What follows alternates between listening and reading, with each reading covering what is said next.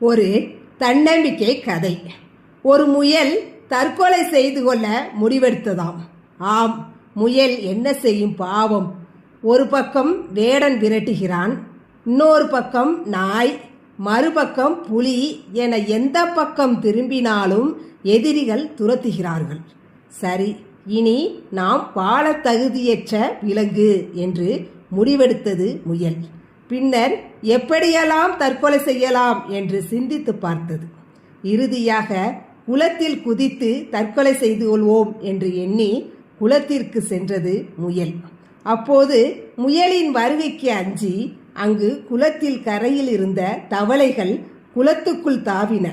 அதை கண்ட முயல் சிந்தித்தது, அட, நம்மையும் பார்த்து பயப்பட இந்த உலகில் உயிரினங்கள் உள்ளனவா என்று ஆச்சரியப்பட்டு தன் தற்கொலை முடிவை மாற்றிக்கொண்டு தைரியத்தை வரவழைத்து கொண்டு தன்னம்பிக்கையோடு வாழ ஆரம்பித்ததான் முயல்.